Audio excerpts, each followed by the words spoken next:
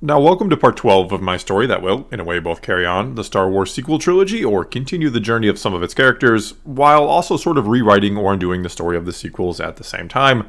Or, as I like to put it, this is a story of how what comes next will change what came before. And if you're new to the story, or if you're not caught up, I would highly recommend starting with part 1, or catching up, and working your way back to this one. Otherwise, what's going on right now will make no sense to you whatsoever. A link to the playlist can be found in the description below. And now, without further ado, let's get back to the story.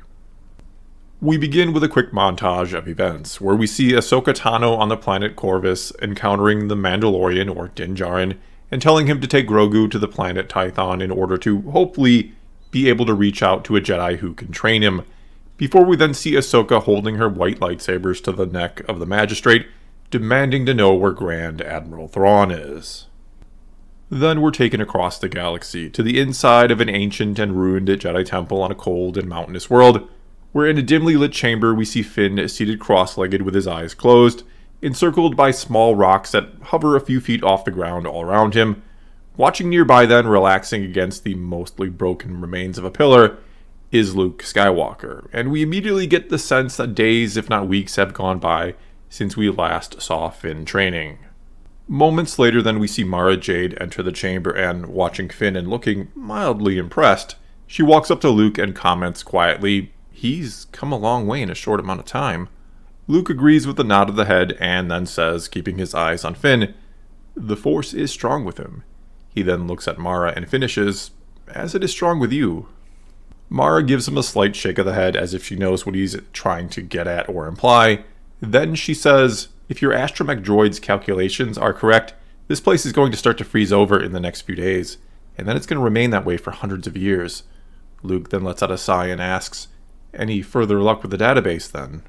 But to that, Mara shakes her head and says, "The design is ancient, not easy to make sense of. Not to mention, it didn't hold up too well against all the cold and moisture. Even if we had more than a few days to work, I'm not sure we'd get any more from it than we already have. But we will keep trying." Luke then frowns and responds, "We have to know more about whatever it is that's out there, what might be coming here." Mara says back, "It was thousands of years ago that the Jedi first used the Seeing Stone and sensed them. What makes you think they're still coming, that they wouldn't have already gotten here if they were?" Luke looks intently at Mara and then says, "It's just a feeling. The same feeling that led me to this temple in the first place, and the same one that's telling me I should use the Seeing Stone now.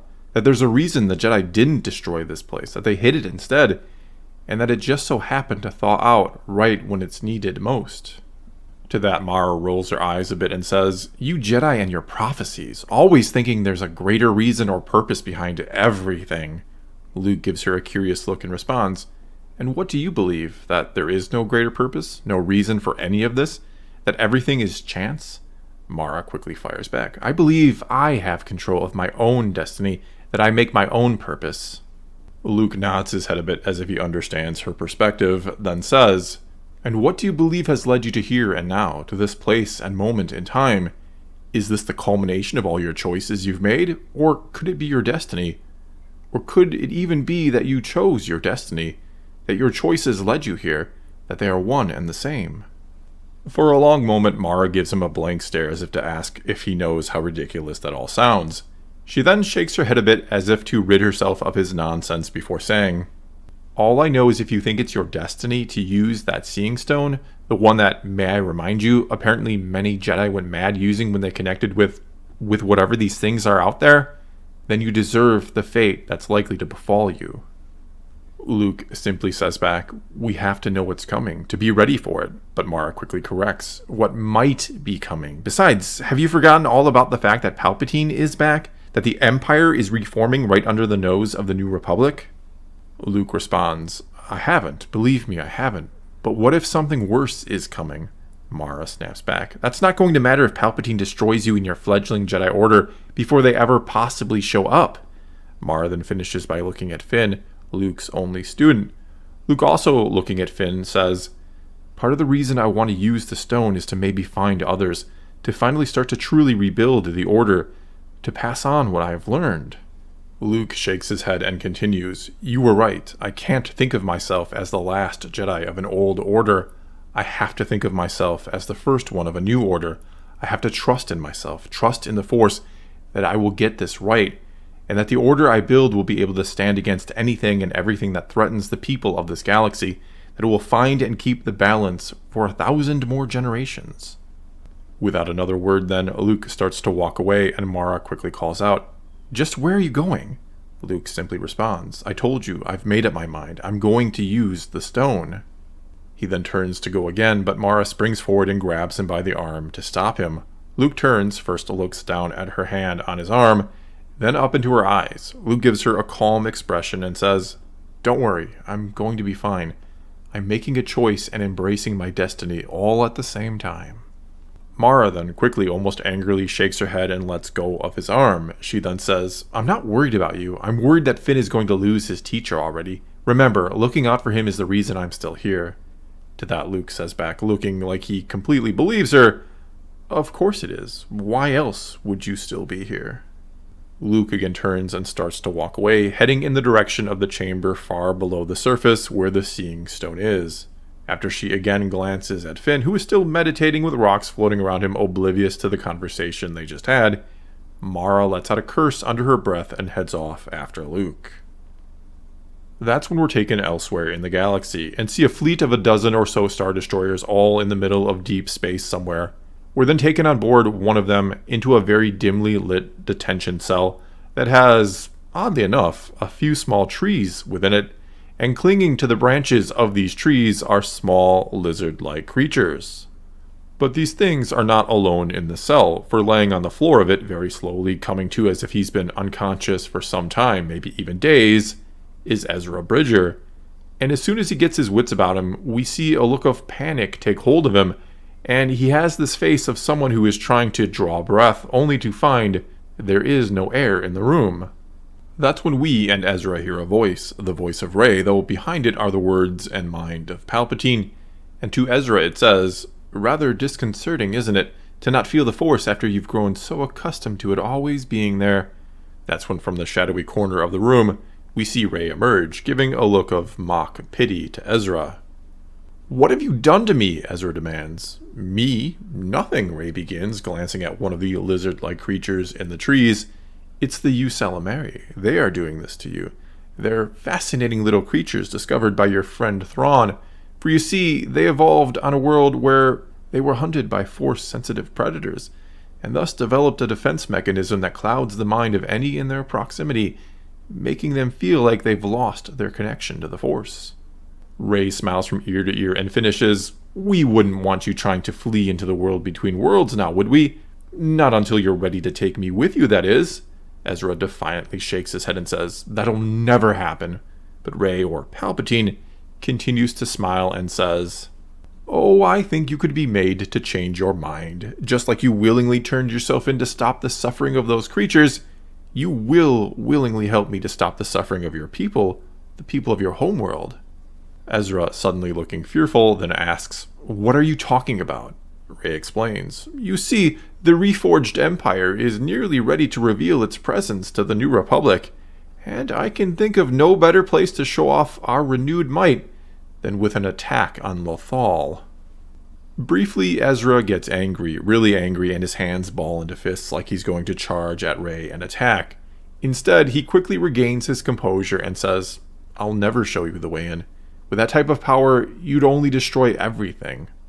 Rey then quickly counters, "On the contrary, with that power I will save everything. I will save the very galaxy, and then I will personally safeguard it for generations to come." Ezra snaps back, "I think you're getting the word safeguard confused with enslave." Rey grins and gives a little shrug as if to say he shouldn't concern himself with the details. Rey then says, "I don't suppose in all that time you spent with Thrawn on that world that he ever told you the real reason he came to serve me and the Empire, about the threat he and his people, the Chiss, knew was not only out there, but that their advanced scouts had already reached the fringes of our galaxy." Ezra, giving Rey a skeptical look, responds, "No, that must have slipped his mind." Rey, or Palpatine, then says, "Everything I have done since first being told about this threat has been to prepare the galaxy for it, to stop it.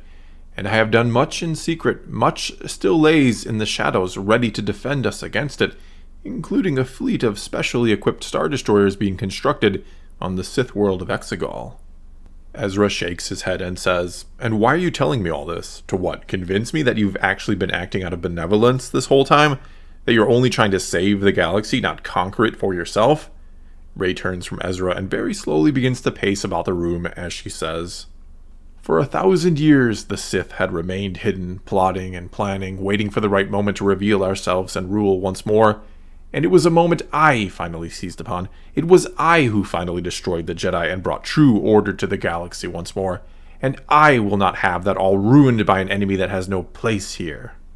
Ezra, with a little smirk on his face, then responds, "Well, so glad to hear it really wasn't any type of benevolence that drove you, that the Sith are staying true to their selfish ways." Ezra then shakes his head and finishes, "I don't care what story you tell or what you threaten, I'll never show you the way into the world between worlds. Never." Rey or Palpatine then says, "If you don't change your mind, and soon, then Lothal will be made to suffer." And Ezra quickly counters, "That's better than the whole galaxy suffering, which is what'll happen if you enter the world between worlds and try to use that power." Next, we're taken somewhere else in the galaxy, to a shuttle making its way through hyperspace. We're inside in the cockpit. Sabine Wren and Ahsoka Tano sit side by side, and it's Sabine who asks, "Are you sure we should trust what this magistrate told you before we go through with all this?" Ahsoka gives a single, firm nod of the head and replies, "What she said about Thrawn and the Empire is true, or at least she believes it to be. Most of the remnants are falling in line under his command, and they are far more formidable than anyone knows." Sabine, looking hesitant, then asks, "And are you going to tell her the other part? The part about Palpatine, returning from the future? All that stuff that your bird told you about?" Ahsoka gives Sabine a look and then says, "Yes, I'll tell her what Morai told me. She'll understand. At least, I believe she will." Sabine looks more than a little skeptical, but doesn't argue it. Instead, a few moments go by before she asks, "And do you think the New Republic will believe her? That she'll be able to convince them to do something to help us?" Ahsoka doesn't look entirely sure about that part, but then says as the shuttle comes out of hyperspace above the planet Coruscant, "You've met her before, haven't you? So do you think Leia Organa Solo will be able to convince the New Republic to take action against Thrawn and his fleet before it's too late?" Sabine thinks for a moment, then nods her head and says, "From what I remember of her, yeah, I do believe she will."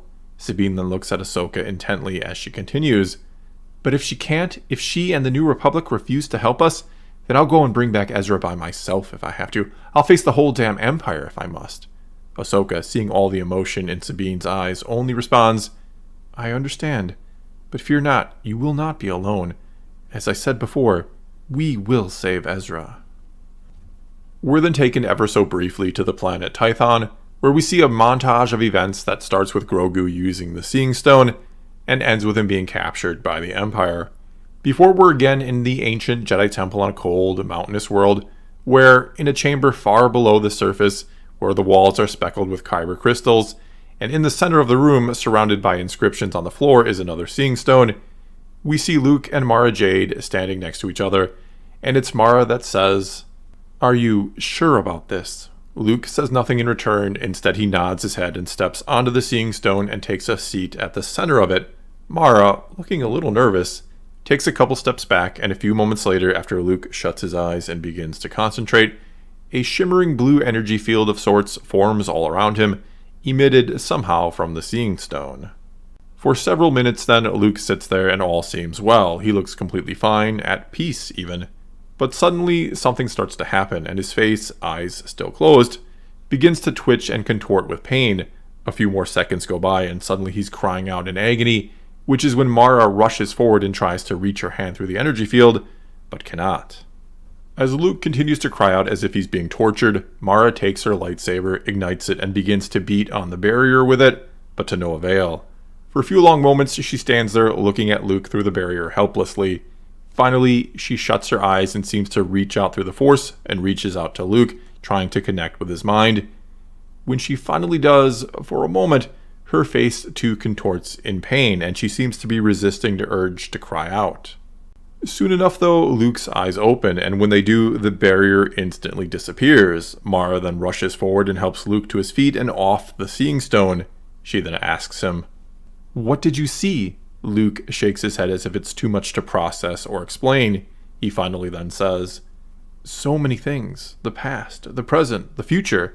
He then looks into Mara's eyes, and with fear on his face, he says, "I saw them.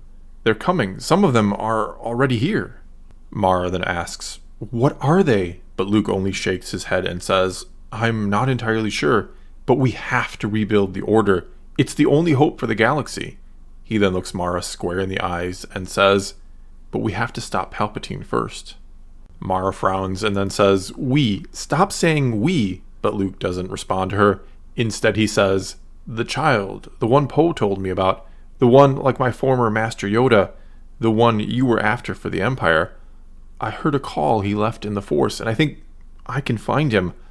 But I have to hurry. They have him now. He's the future of the Order, the far future of it, Mara. He'll preside over it long after we're gone." Luke, his legs a bit unsteady after the experience, begins to walk away, but Mara calls out to him, "Wait, you can't just go. I'll come with you. I'll help you get him back. I mean, if he's really that important." Luke stops and tries to hide a grin as he turns to her and says, "I thought there was no we." Mara frowns and says, "I'm not saying there is, but I can still make the choice to help you." Luke quickly says back, "Or the choice to follow your destiny." The frown on Mara's face only intensifies, but Luke moves towards her, reaches out and takes her by the hand and says, "You were there at the end of the vision, when you reached out to save me, to pull me back. You saw exactly what I saw." Mara yanks her hand free and says, "I don't know what I saw. It was all very confusing." Luke only smiles at her and again turns to go. But this time, Mara says and does nothing to stop him. She only stares after Luke, with anything but hatred in her eyes. And that is where this part ends. Well, that's all I've got for you this time. Now it's your turn to tell me what you thought about this part and what you think might happen next as we approach the finale of the series. And I know that might seem a little quick, but I am trying to wrap this up nicely instead of drawing it out any longer. Anyway, do leave those comments below and tell me what you thought of this part and tell me how you think this all ends. And until next time, thanks for watching.